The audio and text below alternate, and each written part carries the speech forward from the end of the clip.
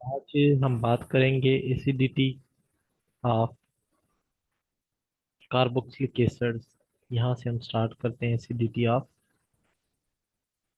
Carboxylic acids. जो carboxylic acids होते हैं ये भी एसिड होते हैं, और चूंकि ये एसिड हैं तो हमें जानना है कि ये वीक एसिड्स हैं या स्ट्रॉन्ग एसिड्स हैं। तो कार्बोक्सिलिक एसिड्स जो होते हैं बेसिकली ये वीक एसिड्स होते हैं।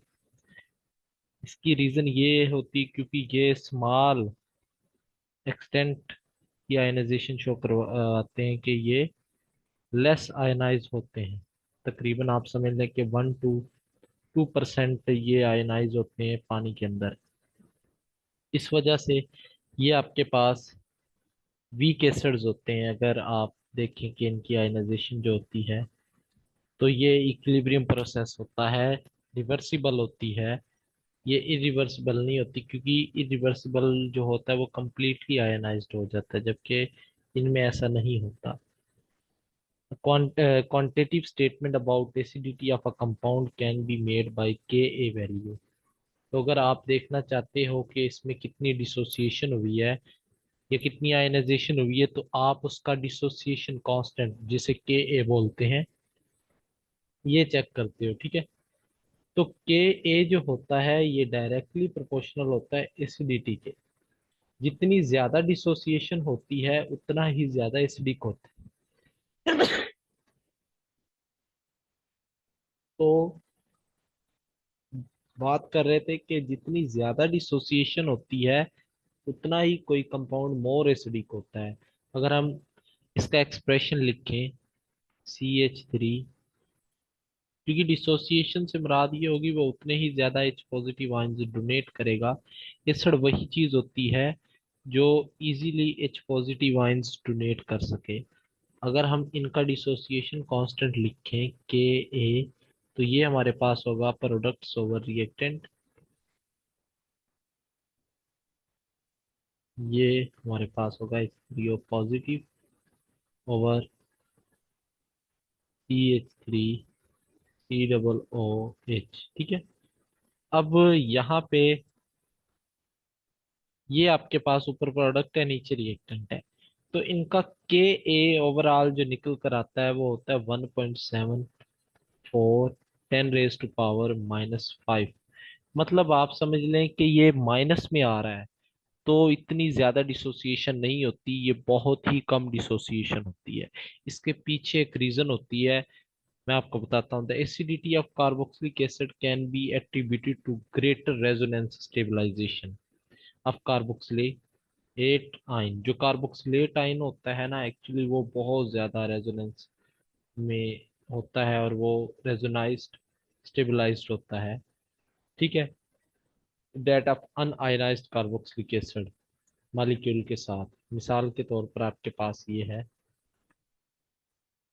Carboxylic acid. अगर हम बात करें इसमें वाटर के अंदर, तो ये बना देगा ये स्ट्रक्चर। अब ये नेगेटिव है, ये साइन इधर जाएगा तो ये ऊपर शिफ्ट हो जाएगा, तो रेजोनेंस स्टेबलाइज्ड होता है। तो इस वजह से क्या होता है कि इसकी जो एसिडिटी होती है वो लेस होती है, क्योंकि ये रेजोनेंस में होता है और स्टेबलाइज्ड होता है। इसके बाद अगर हम बात करें अल्कोहल वर्सेस कार्बोक्सिलिक एसिड, तो कार्बोक्सिलिक एसिड्स जो होते हैं ये अल्कोहल से ज्यादा एसिडिक होते हैं, ठीक है। फॉर एग्जांपल एसिटिक एसिड जो होता है ये 11 times more acidic then ethanol. ये 11 टाइम्स मोर एसिडिक होता है देन एथेनॉल। अब इसको समझते हैं। ये आपके पास है CH3 CH2OH, ये एथेनॉल है, ठीक है। जब इसको आप वाटर के अंदर ऐड करते हो तो ये बना देता है CH3CH2O नेगेटिव। अब बेटा ये वाला जो कंपाउंड था ये वीक बेस था। वीक बेस वो होती है जो lone pair of electrons donate नहीं करती। अगर आप बात करो राइट साइड पे, तो ये जो होती है ये एक्चुअली स्ट्रॉन्ग बेस जनरेट हो गई है। स्ट्रॉन्ग बेस ये इजीली इलेक्ट्रॉन डोनेट करेगी, तो ये दोबारा से इसे लोन पेयर देगी और वापस रिएक्शन बैकवर्ड हो जाएगा। ठीक है। तो वीक से मुराद strong reaction is not preferred, whereas अगर आप कार्बोक्सिलिक एसिड की बात करते हो, ऊपर ही चले देख लें, तो कार्बोक्सिलिक एसिड में क्या होता है, एक स्टेबल चीज बनती है, और स्टेबल चीज जो होती है ये वीक बेस होती है, आल्दो कि ये इतनी ज्यादा स्टेबल भी नहीं होती, लेकिन ये स्टेबल होती है और ये वीक होती है, तो डेट्स वाई आप कह सकते हो कि जो चीज स्टेबल होती है वो वीक बेस होती है, क्योंकि वो इलेक्ट्रॉन डोनेट नहीं कर पाएगी। स्ट्रॉन्ग बेस वो होती है जो इलेक्ट्रॉन डोनेट कर सके, ठीक है, जबकि स्टेबल वो होती है जो इलेक्ट्रॉन डोनेट नहीं करती, वो रिएक्शन में हिस्सा नहीं लेती। तो ये एसिडिटी की हमने बात कर ली इसकी। अब अगर हम बात करें रिएक्शंस के, कार्बोक्सिलिक एसिड्स के रिएक्शन कौन कौन से हैं, तो उनमें पहला आ जाता है reaction with metals and alkali. Alkali और मेटल्स के साथ हम इनके रिएक्शन देखते हैं। Most unsubstituted carboxylic acids have Ka values in the range of 10 raised to power minus 4 to 10 raised to power minus 5। ये जो होते हैं ना अनसब्स्टिट्यूटेड कार्बोक्सिलिक एसिड्स, उनकी ये Ka की वैल्यू होती है, यानी उनकी डिसोसिएशन इतनी होती है जस्ट। ठीक है। जबकि जो इनकी pKa वैल्यू होती है वो 4 to 5 होती है, ये pKa वैल्यू है। ये एक दूसरे के उलट होते हैं, याद रखें, pKa जितना ज्यादा उतना ही एसिड वीक, जबकि Ka जितना ज्यादा एसिड उतना ही स्ट्रॉन्ग होता है। ठीक है, तो ये बात आपने याद रखनी है। इसके बाद अगर pKa ऑफ वाटर की बात करें तो वो तकरीबन 16 होती है। वाटर की पीके होती है 16। तो अब वाटर जो है उसकी पीके ज्यादा है, तो इट मीन्स ये लेस एसिडिक है। ठीक है। जबकि अगर आप बात करो कार्बोनिक एसिड की H2CO3, तो इसकी pKa वैल्यू होती 7। कार्बोनिक एसिड जो होता है ये इवन वीकर एसिड होता है देन कार्बोक्सिलिक एसिड, तो कार्बोक्सिलिक एसिड से भी ये वीकर होता है। ठीक है, अगर pKa की टर्म्स में अगर हम बात करें, इसके पीछे रीजन यही है कि कार्बोक्सिलिक एसिड जो होता है वो रेजोनेंस में होता है, जबकि जो H2CO3 है ये रेजोनेंस में नहीं है, जबकि कार्बोक्सिलिक एसिड रेजोनाइज्ड स्टेबलाइज होता है। ठीक है। अब अगर हम इसके रिएक्शन की बात करें तो ये आपके पास है RCOO OH, पोटाशियम के साथ बात कर रहे हैं बेटा। ये जो हाइड्रोजन है ये एसिडिक है। क्यों एसिडिक है? क्योंकि this is attach with more electronegative atom. तो जो एटम मोर इलेक्ट्रोनेगेटिव के साथ अटैच होता है वो एसिडिक होता है, ये ऑलरेडी हम बात कर चुके हैं। तो इसके ऊपर नेगेटिव चार्ज है, इसके ऊपर पॉजिटिव आ जाएगा। जब ये के साथ रिएक्शन करेगा ये बन जाएगा RCOO, ऐसे बन जाएगा, और हाइड्रोजन गैस जो है वो रिलीज हो जाएगी। और आपने ये बात नोट की होगी कि जहां भी या जब भी मेटल के साथ एसिड का रिएक्शन होता है तो हाइड्रोजन गैस रिलीज होती है। ठीक है। इसी तरह इसका रिएक्शन बेस के साथ भी हो सकता है। आपके पास है बेंजोइक एसिड, तो यहाँ पे अगेन ये हाइड्रोजन जो होता है वो एसिडिक होता है, और यहाँ पे आपके पास ये प्रोडक्ट बन जाएगा।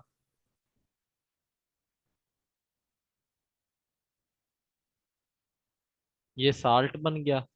आपको पता है एसिड और बेस का जब भी रिएक्शन होता है तो साल्ट बनता है और वाटर, तो ये वाटर है और ये साल्ट बन चुका है। ठीक है, तो ये बात हो गई है अब। इसके बाद अगर हम बात करें, कार्बोक्सिलिक एसिड जो होते हैं ये रिएक्ट कर सकते हैं सोडियम बाइकार्बोनेट के साथ, और ये कार्बन डाइऑक्साइड गैस प्रोड्यूस करते हैं, एफरवेंस होती है। और ये टेस्ट होता है आइडेंटिफिकेशन ऑफ कार्बोक्सिलिक एसिड, जब मैं आपको ये टेस्ट वाला organic identification of organic compound पढ़ाऊंगा तब भी आपको ये बता दूंगा। इसमें क्या है देखें, ये बाज़ औक़ात पूछते हैं कि फिनोल और कार्बोक्सिलिक एसिड में कैसे हम डिफरेंशिएशन करवा सकते हैं, तो ये होता है सोडियम बाइकार्बोनेट। ये रिएक्शन ही नहीं करता, नो रिएक्शन विद फिनोल, क्योंकि फिनोल इज लेस एसिडिक। ठीक है, तो फिनोल इतना एसिडिक नहीं होता। जबकि अगर आप बात करो कार्बोक्सिलिक एसिड की, तो कार्बोक्सिलिक एसिड जो होता है वो रिएक्शन करता है, रिएक्शन कर के ये बना देता है आपके पास कंपाउंड, और उससे जो स्मेल होती है या एफरवेंस वहाँ पे पाई जाती है। तो इस वजह से आप आइडेंटिफाई कर सकते हैं कार्बन डाइऑक्साइड प्रोड्यूस हो रही होती है वहाँ। ठीक है,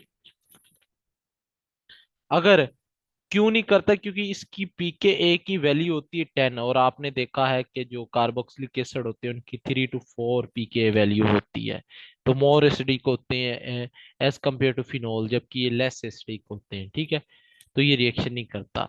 अगर हम बात करें पिक्रिक एसिड की, पिक्रिक एसिड चूंकि नाम से पता चल गया कि ये एक एसिड होता है। ठीक है, ये है यहाँ पे पिक्रिक एसिड का फार्मूला। बेटा ये होता है पिक्रिक एसिड, और इसकी अगर आप बात करो तो pKa value even more less than carboxylic acid, तो कार्बोक्सिलिक एसिड से भी इसकी pKa वैल्यू लेस होती है। तो ये एक स्ट्रॉन्ग एसिड है, strong.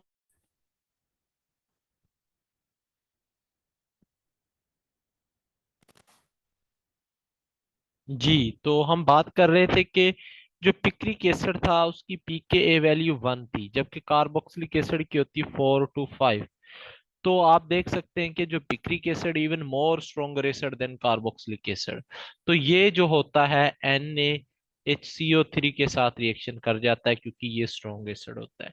If pK value is around 1 to 5, it will react with NaHCO3, otherwise not। तो इट मींस कि 1 से 5 तक की अगर पीएच है तो वही इसके साथ रिएक्शन करके कार्बन डाइऑक्साइड गैस को रिलीज करता है, बाकी नहीं। जबकि फिनोल की जो होती है वो pK 10 होती है, even less stronger acid than carboxylic acid. That's why phenol जो होता है वो रिएक्शन में पार्टिसिपेट नहीं करता। ठीक है, the strength of a strong acid is limited by basicity of solvent and vice versa। जो स्ट्रेंथ होती है वो बेसिसिटी पे डिपेंड करती होती है कि स्ट्रॉन्गेस्ट एसिड जो होता है वाटर के अंदर वो सल्फ्यूरिक एसिड है। ठीक है, और स्ट्रॉन्गेस्ट बेस है, या आप ऐसे समझ लें कि स्ट्रॉन्गेस्ट एसिड जो होता है पानी के अंदर वो H3O पॉजिटिव होता है, और स्ट्रॉन्गेस्ट बेस जो होती है वो OH होती है। That's why using acetic acid as a solvent acidic strength is measured. तो ये आपके पास like HClO4, HBr, H2SO4, HCl, ये इनकी एसिडिक स्ट्रेंथ का ऑर्डर है। देखिए, as water show levelling effect, it equal strength of all the acids and bases. Water जो होता है ये तमाम एसिड्स और बेसिस की जो स्ट्रेंथ होती है इसको इक्वल कर देता है। अगर हम इनकी पीके की वैल्यू की बात करें, लाइक आपके पास है HCOOH, तो इसकी होती है 3.77, जबकि एसिटिक एसिड की होती है 4.7। ये pKa है, pKa 4.76, जबकि CH3CH2 एक और कार्बन बढ़ गया तो इसकी है 4.88। तो ये जो इफेक्ट होता है ये रिलेट करता है differential solvation of their anions, यानी एनाइन की जो सॉल्वेशन होती है ये इस चीज पे बड़ा डिपेंड करते हैं। ठीक है, यहाँ पे ये एनाइन है और यहाँ पे ये एनाइन होगा CH3C+O और आगे यहाँ पे CH3CH2C+O। अब बेटा बहुत ही आसान है, देखें। पानी के अंदर जब आप डालते हो इनको, तो ये एक छोटा सा एनाइन है, ये उससे बड़ा है, ये मजीद बड़ा है। तो पानी आपको पता है चार्ज डेंसिटी जो होती है हाइड्रेशन या सॉल्वेशन उस पर डिपेंड करती है, चार्ज टू साइज रेशियो पे। तो एक तो चार्ज इनका सेम है तो साइज किसका छोटा है, तो वो सबसे ज्यादा है ये आपके पास फॉर्मिक एसिड का जो आयन प्रोड्यूस होता है। तो लार्ज मॉलिक्यूल होता है उसकी लेस सॉल्वेशन होती है, इसकी सॉल्वेशन ज्यादा है तो ये स्टेबल ज्यादा हो जाता है, और जो चीज स्टेबल होती है ज्यादा उसकी स्ट्रेंथ भी ज्यादा होती है। तो आई थिंक ये आपको समझ आ गई होगी कि क्यों ये एसिडिक स्ट्रेंथ इनकी इस ऑर्डर में वेरी करती है। तो ये सॉल्वेशन का यहाँ पे सारा रोल अप्लाई होना था।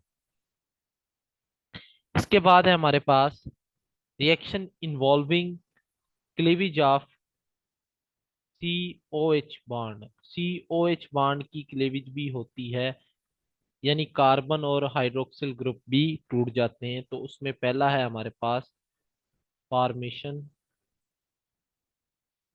Formation of anhydride. तो एनहाइड्राइड की फॉर्मेशन में भी ये बॉन्ड जो होते हैं वो टूट जाते हैं। फॉर एग्जांपल दो कार्बोक्सिलिक एसिड ले लें आप, उसमें से वाटर को रिमूव करवा दें तो ये एनहाइड्राइड बना देंगे।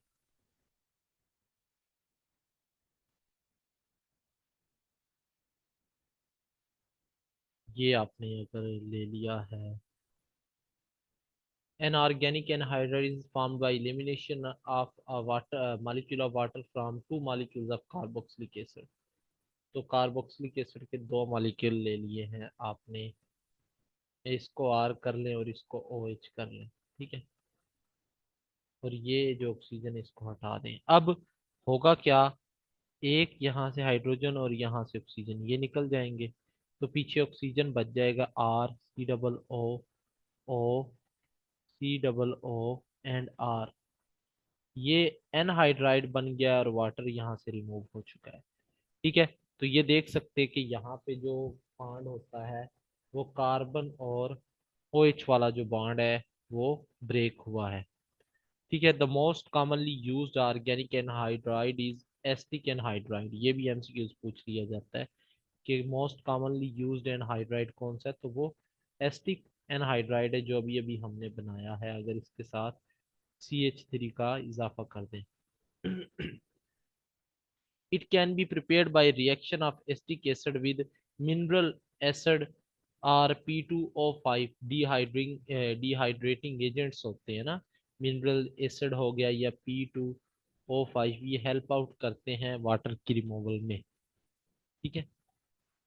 इसके बाद सेकंड हमारे पास होता है एस्ट्रिफिकेशन।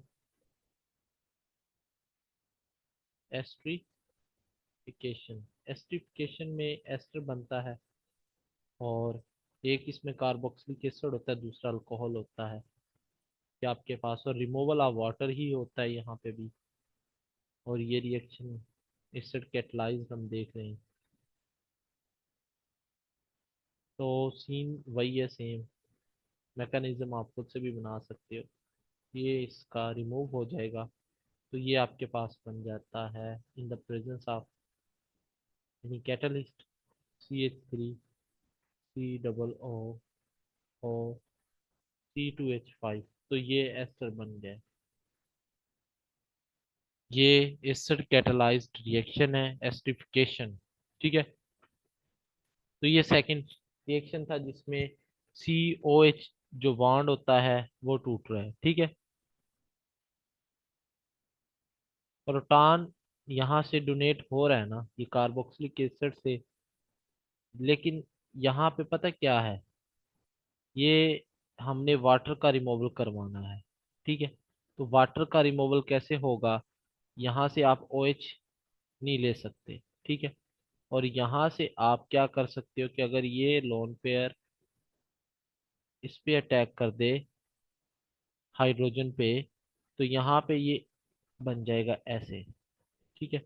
अब ये जो बॉन्ड होगा वो लेकर शिफ्ट हो जाएगा और इधर वाला जो ऑक्सीजन होगा नेगेटिव चार्ज उसके ऊपर आ जाएगा, ठीक है। फिर वो जाकर उसके ऊपर अटैक कर लेगा और इसके साथ अटैच हो जाएगा। एक तो ये पॉसिबिलिटी हो सकती है, ठीक है। दूसरा आप इसकी बात करोगे कि ये जो है इसके हाइड्रोजन पे अटैक करे, तो अगेन यहाँ पे वाटर की रिमूवल होगी और अगेन इस ऑक्सीजन के ऊपर नेगेटिव चार्ज है तो ये इधर अटैक कर देगा। तो सेम केसेस होंगे, दोनों मैकेनिज्म सेम है, ठीक है, आपकी चॉइस है। इसके बाद थर्ड रिएक्शन आ जाता है, reaction with PCl5, PCl3, SOCl2, इनके साथ रिएक्शन होता है। तो कार्बोक्सिलिक एसिड जो होते हैं PCl5 के साथ रिएक्ट कर सकते हैं, और इससे N acid chloride of phosphoric acid बनता है। PCl3 जो होता है N acid chloride of phosphorus acid बनाता है, और Cl2 जो होता है N acid chloride of sulphuric acid बनता है। तो ओवरऑल मैं आपको बताऊं तो ये रिएक्शन ऐसे होगा, OH PCl5 PCl3 हो गया, या SOCl2, तो ये बनेगा, ये मोस्ट रिएक्टिव हेलाइड बन जाएगा इसमें, ठीक है। और साथ में इसके बन जाएगा, अगर PCl5 ले रहे हैं तो acid chloride of phosphoric acid, और PCl3 ले रहे हैं तो acid chloride of phosphorus acid, SOCl2 ले रहे हैं तो acid chloride of sulphurous acid. तो ये तीन प्रोडक्ट अलग से बन जाएंगे, तीनों रिएक्शन अलग हैं। Fourth reaction, reaction with ammonia. Ammonia के साथ रिएक्शन हो सकता है CH3, अमोनिया बेस होती है, कार्बोक्सिलिक एसिड ये एक एसिड होता है, तो ये बना देंगे ऐसे CH3 COO NH4, ठीक है, ये बन चुका है। अब ये अनस्टेबल है, तो जब आप इसको हीट करवाते हो तो ये बनेगा अमाइड CONH2, और यहाँ से वाटर की रिमूवल हो जाएगी, तो ये आपके पास बन जाएगा अमाइड। अब ये कुछ के जो मैं मैकेनिज्म नहीं बता रहा, तो you can try by yourself, आप खुद से इसको ढूंढें और इजीली आप लिख सकते हैं, कोई इतने टफ नहीं है। अगर आपको जनरल ऑर्गेनिक केमिस्ट्री की समझ आ गई तो इसके मैकेनिज्म आप खुद से ड्राइव कर सकते हैं। अब हमारे पास है रिएक्शन जिनमें COOH ग्रुप जो होता है ये इन्वॉल्व होता है। उनमें जो पहला रिएक्शन है वो है रिडक्शन। रिडक्शन का मतलब होता है addition of hydrogen or addition of electron or loss of oxygen. The most common reagent of for reduction of 1 degree alcohol is lithium aluminium hydride. तो ये क्या करते हैं आपके पास, इनको रिड्यूस कर देते हैं, यानी लॉस ऑफ ऑक्सीजन। तो LiAlH4 ये बना देंगे, ये आपके पास इसकी रिडक्शन होगी, ठीक है। इसी तरह RCOOH और BH3 टेट्राहाइड्रोफ्यूरॉन, ये ये बेस्ट रिड्यूसिंग एजेंट होता है, तो ये अल्कोहल बन जाएगा, अल्कोहल में कन्वर्ट कर दिया है, ठीक है। जी कर सकते हैं, लेकिन मोस्ट कॉमनली सूटेबल यही होते हैं। ये आगे मैं कल ना आपको कोशिश होगी मेरी कि मैं ऑक्सीडेशन और रिडक्शन की स्टोरी आपको बताऊं, उस पर एक चैप्टर हम देखेंगे, उसमें आपको पता चलेगा कौन सा कब यूज करना है और क्यों यूज करना है, ये सारी जो बातें हैं उस पर हम देखेंगे। वो सारे ऑक्सी स्ट्रॉन्ग बाजू का तो होते हैं, कुछ 1 स्टेप रिडक्शन करवाते, कुछ 2 स्टेप और कुछ 4 स्टेप। तो वहाँ पे ना हमने ये बातें डिस्कस करनी है इंशाल्लाह कल। इसके बाद है दूसरा जो है D carboxylation. D carboxylation, D carboxylation क्या होता है कि removal of carbon dioxide gas, तो उसको डी कार्बोक्सिलेशन कहते हैं। तो यहाँ से CO2 रिमूव हो जाएगा। एक्चुअली ये ऑक्सीजन के पास लोन पेयर ऑफ इलेक्ट्रॉन्स होते हैं, तो ये इधर अटैक करेगा, तो ये वाला बॉन्ड जो होगा इधर शिफ्ट हो जाएगा, ये शिफ्ट होगा, ये मैकेनिज्म बता रहा हूँ, ये इस हाइड्रोजन पे अटैक कर देगा, तो RH बॉन्ड बन जाता है और ये डिकार्बोक्सिलेशन हो जाती है। This reaction is carried out by heating इसको हीट करते हो, sodium salt of carboxylic acid. तो अच्छा होता है कि आप पहले इसको ना कार्बोक्सिलिक एसिड के साल्ट में कन्वर्ट कर लो, या इसके साथ अगर रिएक्शन करवा दो NaOH कैल्शियम ऑक्साइड ले लो, और इसकी रेशो भी होती है ये 3:1 में लेना होता है। इस रिएक्शन को कोल्ब्स रिएक्शन भी कहते हैं, और आपने पढ़ा भी होगा जब हमने पढ़ा था ये प्रिपरेशन के बाद अल्केन की, बल्कि प्रिपरेशन में ही हमने ये देखा था। इसके बाद है थर्ड है हंस डिगर रिएक्शन। हंस डिगर रिएक्शन, तो इसमें क्या है, ये आपके पास सिल्वर का साल्ट लेते हैं और ब्रोमीन कार्बन टेट्राक्लोराइड के साथ रिएक्शन करवाते हैं, तो आर बी आर बन जाता है, AgBr बनेगा और CO2 गैस रिलीज होगी। इसके मैकेनिज्म को देखें तो सिंपल है मैकेनिज्म, मुश्किल नहीं है। ये ब्रोमीन ब्रोमीन और ये ऑक्सीजन के ऊपर नेगेटिव चार्ज इधर अटैक करेगा, तो ये यहाँ शिफ्ट हो जाएगा। तो आगे RCOO बन जाएगा। अब यहाँ पे क्या होता है कि ऑक्सीजन और ब्रोमीन के इलेक्ट्रोनेगेटिविटी कोई खास डिफरेंस नहीं होता, तो इनमें होमोलिटिक क्लीवेज होती है। इधर एक इलेक्ट्रॉन चला जाता है, एक इधर, ये इलेक्ट्रॉन इधर आ गया और ये इलेक्ट्रॉन इधर आ गया, ठीक है। तो इसके बाद क्या होगा कि आपके पास ये जो आगे चले फ्री रेडिकल बना दें, RCOO नेगेटिव और रेडिकल बन जाएगा। अब ये रेडिकल इधर शिफ्ट होगा जैसे ही, तो ये वाला जो बॉन्ड होगा इधर एक इलेक्ट्रॉन शिफ्ट हो जाएगा, ठीक है। तो ये बन जाएगा COO और ये बन जाएगा RBr। एक मिनट वेट करें, अजान हो जाए फिर देखते हैं। तो इसका ये मैकेनिज्म था। इसके बाद हमारे पास एक और रिएक्शन है, नेम्ड रिएक्शन, वो है हेल वुलहार्ड जेलेंस्काई रिएक्शन, ठीक है। इसमें क्या होता है कि कार्बोक्सिलिक एसिड का आप हेलोजेंस के साथ in the presence of phosphorus reaction करवाते हो, तो आपके पास ये हेलोजन जो होते हैं इनके साथ जाकर अटैच हो जाते हैं। ये है लाइक Cl2 अगर आप एक्सेस में ले रहे हो in the presence of phosphorus, ठीक है। तो ये बन जाएगा CCl3 CCl2 और COOH, ये बन जाएगा। यानी हाइड्रोजन जो होते हैं वो रिप्लेस हो जाते हैं हेलोजन के साथ, क्योंकि हेलोजन मोस्ट रिएक्टिव होते हैं। इसी तरह ब्रोमीन ले रहे हैं, ब्रोमीन इतना ज़्यादा रिएक्टिव नहीं होता है एज कम्पेयर टू क्लोरीन, तो ये मेजोरिटी ऑफ हाइड्रोजन को रिप्लेस नहीं कर पाता। तो ये दो प्रोडक्ट बनते हैं। हेलोजन एटम जो होता है ना, अल्फा हेलो एसिड्स जो होते हैं ये बहुत ज़्यादा रिएक्टिव होते हैं, और ये तमाम रिएक्शन देते हैं of alkyl halide. Alkyl halide की जितने भी रिएक्शन होती है ये सारे के सारे देते हैं।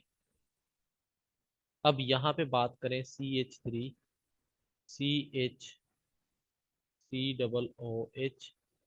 और Br, ठीक है। अब ये हेलोजन जो लगा हुआ है वो अल्फा हाइड्रोजन पे मोस्ट रिएक्टिव है, और ये तमाम हेलोजन के रिएक्शन देते हैं। ये फंक्शनल ग्रुप, ये अल्फा कार्बन और ये अल्फा कार्बन के ऊपर लगा हुआ हेलोजन, तो ये रिएक्टिव होते हैं, ये बात याद रखनी है। अगर हम इनका रिएक्शन करवाएं एक्वस के OH के साथ, तो ये रिप्लेस हो जाएंगे। ये रिएक्टिव होते हैं, स्टेबल नहीं होते, तो ये रिप्लेस हो जाते हैं OH के साथ। अगर हम करवाएं इनका रिएक्शन अल्कोहलिक अमोनिया के साथ, तो ये अमाइड ग्रुप में रिप्लेस हो जाएंगे NH2 में, ठीक है। और ये वैसे का वैसा। अगर हम इनका रिएक्शन करवाएं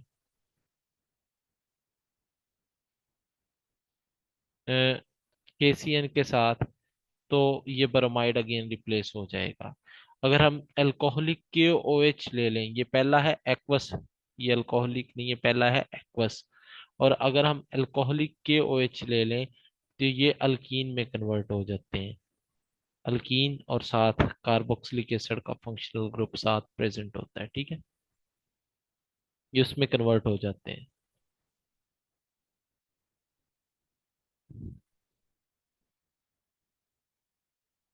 COOH के साथ रिएक्शन इसलिए नहीं बनता क्योंकि वो लेस रिएक्टिव है एज कंपेयर टू हेलोजन, ठीक है।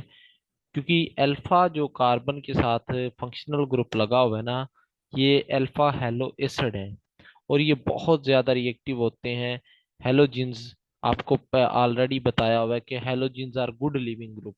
और ये बात मैंने कोई 5-6 दफा बता दी है कि अगर आप ये कंपाउंड के रिएक्शन हम देखते रहे हैं Cl, तो मैंने आपको बताया भी था कि यहाँ पे अगर हैलोजन लगा हो तो ये बहुत अच्छे लिविंग ग्रुप हैं, ये लीव कर जाते हैं क्योंकि इनकी इलेक्ट्रोनेगेटिविटी ज्यादा होती है, बेस्ट लिविंग ग्रुप होते हैं।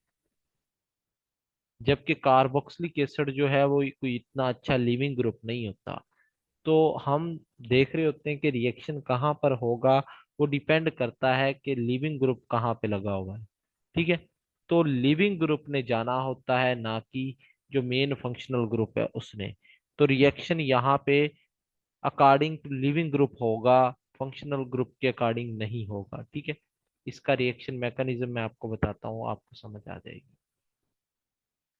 देखें, ये है यहाँ पे अल्फा हाइड्रोजन आ गया, ये कार्बोक्सिलिक एसिड और ये OH, ये आपने ले लिया यहाँ पे कोई लाइक PX3 ले लिया है हेलोजन अटैच करवाने के लिए, PX3 ले लिया है आपने। तो ये बन जाएंगे R और ये हाइड्रोजन, ये COO, X यहाँ पे लग गया, ठीक है। अब ये जो होता है ये रिएक्शन रिवर्सिबल होता है। और ये चूंकि यहाँ पे हाइड्रोजन होता है तो इसके पास लोन पेयर है तो ये इधर अटैक करेगा, तो ये बना देगा जी R, C double bond OH, ठीक है। ये वाला बॉन्ड होगा ना वो फिर इधर शिफ्ट हो जाएगा, तो ये बन गया और साथ में हेलोजन लगा हुआ है और इधर भी हेलोजन। अब अगेन हमारे पास सिस्टम में हेलोजन्स आर अवेलेबल, तो ये डबल बॉन्ड इधर अटैक करेगा, ये इधर शिफ्ट हो जाएगा। अब यहाँ पर RX हेलोजन आ गया और ये R वैसे का वैसा, और ये O के ऊपर पॉजिटिव चार्ज क्योंकि ये ऑक्सीजन ने बॉन्ड बना ली इतने ज्यादा, तो X, ठीक है। अब यहाँ पे वाटर का मॉलिक्यूल भी होता है, वो भी अटैक करेगा कार्बन पे, तो ये बॉन्ड ऊपर शिफ्ट हो जाएगा। ये शिफ्ट होगा तो ये थोड़ा सा ना कॉम्प्लिकेटेड रिएक्शन हो जाता है। ये हेलोजन वैसे और कार्बन OH, CX। अब आल्दो ये आप लोगों को भी पता है PPSC में मैकेनिज्म से हमें कंसर्न नहीं है, लेकिन मैं आपको समझाने की खातिर बता रहा हूँ। ये होगा। अब ये ऑक्सीजन जो है ये लोन पेयर इधर डोनेट करेगा तो हेलोजन क्या होगा, वो रिमूव हो जाएगा। तो आपके पास बनेगा R, ये X हेलोजन, और ये आपके पास बन जाएगा O पॉजिटिव H, और ये बन जाएगा OH। अब यहाँ से माइनस हाइड्राइड कर देंगे तो carboxylic acid functional group generate हो गया। Again carboxylic acid functional group जो था वो जनरेट हो चुका है जी, ठीक है। ये हाइड्रोजन इधर शिफ्ट होना था, इस ऑक्सीजन ने इसका बॉन्ड ले लेना था, तो ये ओवरऑल मैकेनिज्म था। तो यहाँ पे देख लें, आपके पास है सारा रिएक्शन जो मैकेनिज्म था। एक और भी है, खैर अभी टाइम नहीं है मैकेनिज्म का। तो यही आज हम इस चैप्टर को यहीं पे एंड करते हैं। कोई सवाल है आपका तो पूछ सकते हैं जी, एनी क्वेश्चन।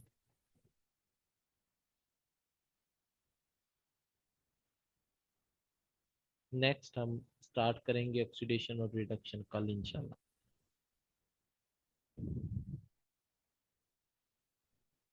ठीक है जी, फिर इंशाल्लाह कल मुलाकात होती है आपसे। अल्लाह हाफिज।